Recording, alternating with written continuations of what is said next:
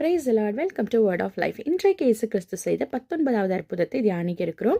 யோவான் எழுதின சுவிசேஷம் 6வது அதிகாரம் முதல் 14 வசனங்களில் இந்த அற்புதம் விவரிக்கப்பட்டிருக்கிறது.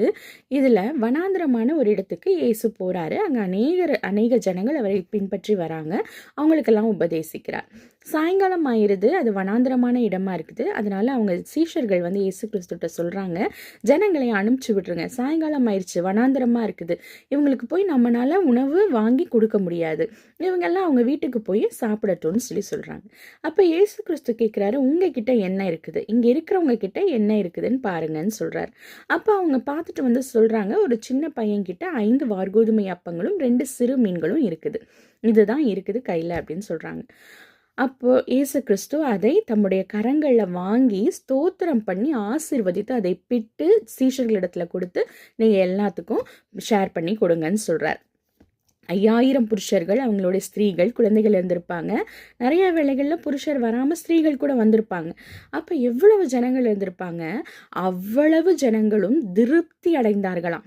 பாருங்க, 6வது அதிகாரம் 12வது வசனத்துல வாசிக்கிறோம், அவர்கள் திருப்தி அடைந்த பின்பு மீதமான துணிக்கைகளை எல்லாம் சேகரிங்கள்னு சொல்றாரு.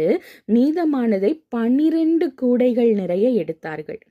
பாருங்க, இதே அதிகாரம் 6வது அதிகாரம் 7வது வசனத்துல நம்ம வாசிக்கிறோம், பிலிப்பு அவருக்கு பிரதியுத்தரமாக, இவர்களில் ஒவ்வொருவன் கொஞ்சம் கொஞ்சம் எடுத்துக்கொண்டாலும் 200 பணத்து அப்பங்களும் இவர்களுக்கு போதாதே என்றான். நம்ம கூட அநேக வேளைகளில் நமக்கு வர இன்கம்மை வச்சு யோசிப்போம், நம்முடைய செலவுகளை எவ்வளோ சுருக்கி கொண்டாலும், எவ்வளோ குறைத்து கொண்டாலும் இந்த பணம் நமக்கு போதாதே, எப்படி இந்த மாதத்தை கடந்து போக போகிறோம், இல்லை எப்படி இந்த ஒரு ஃபங்க்ஷனை வச்சுருக்கிறோம், நம்ம கையில் இவ்வளவுதான் இன்கம் இருக்குது, இதை வச்சு நம்ம எப்படி அந்த காரியத்தை நன்றாக செய்ய முடியும் அப்படின்னு சொல்லி நிறைய வேளைகளில் நம்ம யோசித்து கவலையோடு இருப்போம். பாருங்கள், இயேசு கிறிஸ்து கரத்தில் அதை கொடுத்து அவர்கிட்ட இருந்து அந்த ஆசீர்வாதத்தை நாம் பெற்றுக்கொள்ளும் பொழுது நம்முடைய தேவைகள் அனைத்தும் சந்திக்கப்பட்டு, திருப்தியாய் சந்திக்கப்பட்டு, மீதமான துணிக்கைகளை 1 கூட 2 கூட இல்லைங்க, 12 கூடைகள் நிறைய எடுத்தாங்களாம்.